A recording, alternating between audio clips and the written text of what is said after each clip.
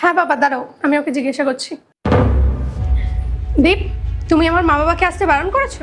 হ্যাঁ হ্যাঁ, আমি মানা করেছি। আর তুমি ফোনে কার সাথে কথা বলছো?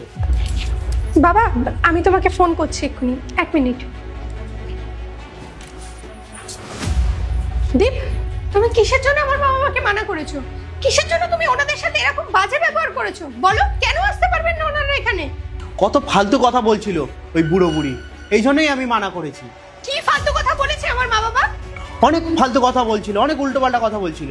বলছিল যে জামাই আমি তোমাদের বাড়িতে থাকতে চাই। প্রথমে তো আমি বুঝতে পারিনি, তারপরে আমি বুঝতে পেরেছি যে তোমার বাবা এখানে পার্মানেন্ট থাকার জন্য বলছে। আর আমিও সোজাসুজি একদম মুখের উপরে বলে দিয়েছি, যদি চা জলখাবার খেতে হয় তাহলে এখানে এসে চা জলখাবার খেয়ে যেতে পারো, কিন্তু পার্মানেন্ট এখানে থাকার কোনো ব্যবস্থা নেই। দেখো দীপ, আমি তো তোমাকে কালকে রাতে বলেছিলাম বলো, যে মা বাবার সাথে বৌদির খুব বাজেভাবে ভয়ঙ্কর একটা ঝামেলা হয়েছে।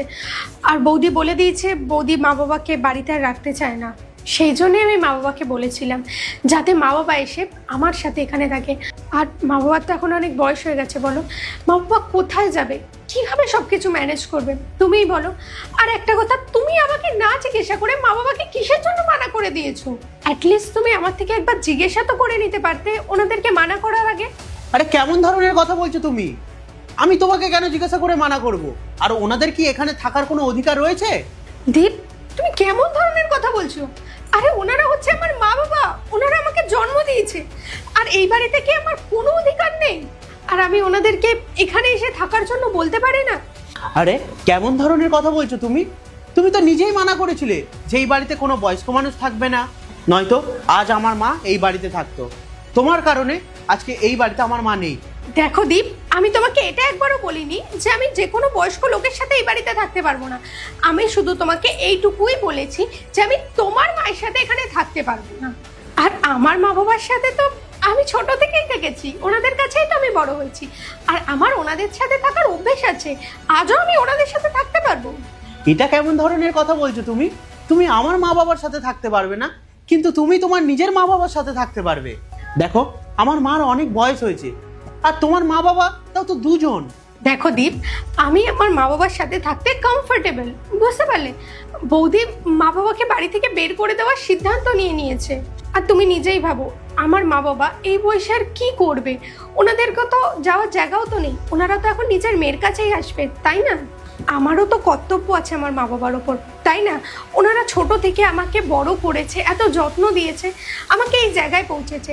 এখন আমিও সিদ্ধান্ত নিয়ে নিয়েছি যে আমার মা বাবাকে আমি খেয়াল করব, আমার মা বাবাকে আমি আমার কাছে রাখবো। আর একটা কথা, তোমার এই ব্যাপারে কিসের জন্য এত প্রবলেম হচ্ছে আমি তো এটাই বুঝতে পারছি না। তোমার তো কোনো প্রবলেম হওয়ার ব্যাপারই নয় এটা। দেখো কুসুম, আমাদের মধ্যে এটাই ডিল হয়েছিল যে এই বাড়িতে কোনো বয়স্ক মানুষ থাকবে না। আর তুমিই তো এই রুলটা বানিয়েছিলে যখন এই বাড়িতে আমার মা ছিল। আর তুমি তখনই বলেছিলে যে আমার মা এই বাড়িতে থাকতে পারবে না, সে যেই অবস্থায় থাকুক না কেন, যে কোনো অবস্থায় থাকুক না কেন। তাই আমি গিয়ে আমার মাকে গ্রামে রেখে আসি। আর এখন যখন তোমার বৌদি তোমার মা বাবাকে বাড়ি থেকে বের করে দিয়েছে, তখন আমি কি করতে পারি? আমি কি তোমার মা বাবার ঠেকা নিয়ে বসে আছি নাকি? আমি ওনাদেরকে এই বাড়িতে থাকতে দেবো না, ওনারা বয়স্ক হোক যাই হোক। আরে দীপ, তুমি কথাটা বোঝার চেষ্টা করো। আমার মা বাবা আমাকে লোন নিয়ে পড়াশোনা শিখিয়েছে, এই জায়গায় পৌঁছেছে। আর এখনো পর্যন্ত আমার মা বাবা ওই লোনটা শোধ পর্যন্ত করতে পারেনি। আর এখন যদি আমি ওনাদের জন্য কিছু করতে চাইছি, আমি যখন কিছু করতে পারি, সেটা নিয়ে তোমার কেন ইস্যু হচ্ছে? তোমার কি কোনো কর্তব্য নেই? তুমি বলো তো। আর একটা কথা ভাবো, অন্যরা যখন জানতে পারবে যে তার মেয়ে জামাই তাদেরকে বাড়িতে রাখতে চায় না, তখন ওনাদের মনে কতটা দুঃখ লাগবে, ওনারা কত কষ্ট পাবে। একটু তো ওনাদের ব্যাপারটাও ভেবে দেখো তুমি। এমন ভাবে বলছো যেন আমার মা বাবা আমার জন্য কিছুই করেনি, আমি যেন আকাশ থেকে পড়েছি। সবার মা বাবা সব ছেলে মেয়েদের জন্য যা করে সেটাই করেছে। তুমি তো অনেক ভাগ্যবান, তোমার কাছে মা বাবা দুজনেই আছে, কিন্তু আমি অতটা ভাগ্যবান নয়। আমার কাছে শুধুমাত্র আমার মাই রয়েছে। আমার বাবা আমাকে ছোটবেলায় ছেড়ে চলে গেছে। তারপরে জানো কত কষ্ট করে আমার মা আমাকে মানুষ করেছে, কত কিছু সহ্য করেছে, কত কষ্ট সহ্য করেছে আমার মা আমাকে মানুষ করার জন্য। তুমি ওইসব কথা একদমই বুঝবে না। একজন মা কত কষ্ট করে একটা ছেলেকে মানুষ করে তুলেছে, আর সেই ছেলে বড় হয়ে কি করেছে? সেই ছেলে বড় হয়ে মাকে গ্রামে গিয়ে রেখে আসছে। যে সময় আমার মায়ের সব থেকে বেশি দরকার আমি, সেই সময় আমি আমার মাকে গিয়ে গ্রামে রেখে এসেছি। আর তুমি আমার মার কথা একবার ভেবে দেখো, আমার মা কিন্তু একবারও জিজ্ঞাসা পর্যন্ত করেনি যে কেন আমি গ্রামে রেখে আসছি মাকে।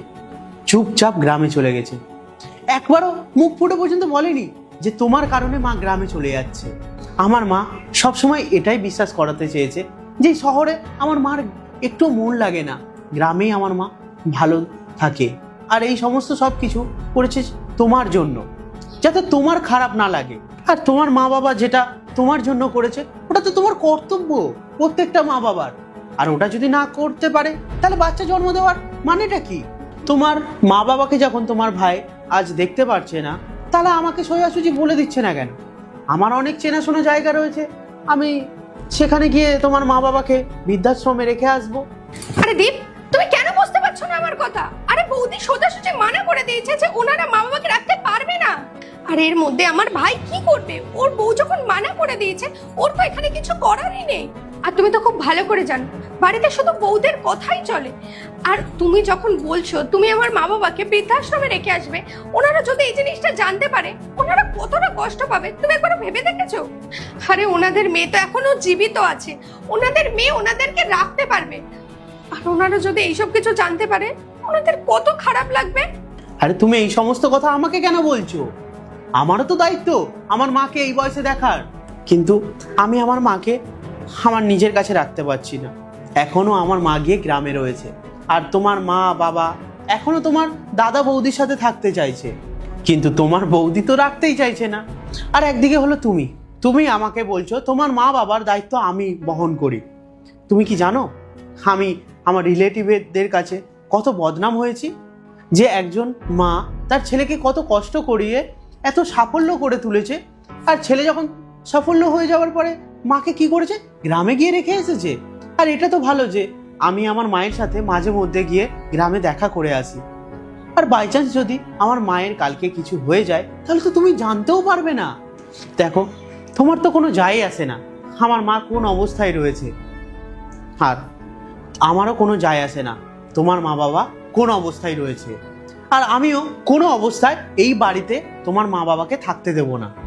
দেখো দীপ, আমি অনেকক্ষণ দিয়ে না তোমাকে বোঝানোর চেষ্টা করছি, আর তুমি যদি বুঝতে না চাও তাহলে তোমাকে বোঝানোর আমার কাছে একটা সলিউশনও আছে, সেটা হচ্ছে ডিভোর্স।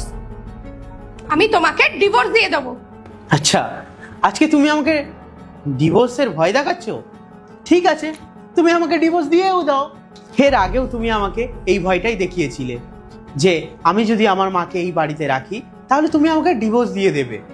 তখন আমি সম্পর্ক বজায় রাখার জন্য আমি আমার মাকে গ্রামে গিয়ে রেখে আসি, কিন্তু তখন আমি ভয় পেয়ে গিয়েছিলাম। সেই জন্য এখন আমি আর একদমই ভয় পাবো না। ঠিক আছে, তুমি দিয়ে দাও ডিভোর্স, আমিও আমার মায়ের সাথে খুব খুশিতে থাকতে পারবো, আর তুমিও তোমার মা বাবার সাথে খুশিতে থাকবে। দেখো দীপ, তুমি যখন বুঝতে চাইছোই না তাহলে আমি একটা ভালো ডিভোর্সের লয়ার খুঁজি, আর তোমার জন্য ডিভোর্স পেপারটা নিয়ে এসে তোমাকে আমি ডিভোর্স দিয়ে দিই। বুঝতে পারলে তো? তুমি ভাবতেই পারো এই জিনিসটা নিয়ে আমি তোমাকে ভয় দেখাচ্ছি, কিন্তু না, এই জিনিসটা নিয়ে আমি তোমাকে ভয় দেখাচ্ছি না, আমি তোমাকে সত্যি কথা বলছি। আর আমি তোমাকে ডিভোর্স দিয়ে চলে যাওয়ার পর হয়তো তখন তুমি আমাকে মিস করবে, তখন তুমি আমাকে বুঝতে পারবে, কিন্তু তখন যদি তুমি আমাকে ফোন করো আমি তোমার ফোনটা তুলবো না, আর তুমি আমাকে ভুলেও ফোন করবে না। ঠিক আছে, কোনো ব্যাপার না, আর আমি তোমার এই কথাতে না ভয় পাবো না। ঠিক আছে, তুমি আমাকে ডিভোর্স দিয়েই দাও।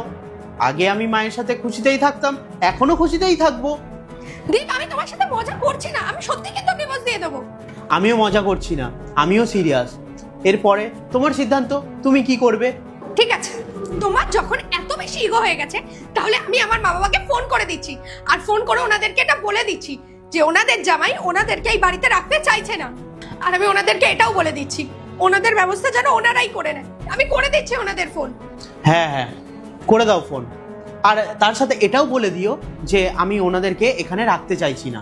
ঠিক আছে, তোমাকে না ভাবতে হবে না, আমি ম্যানেজ করে নেবো। আমার যা করার যেভাবে করার আমি সবকিছু দেখে নেবো, তোমাকে ভাবতে হবে না।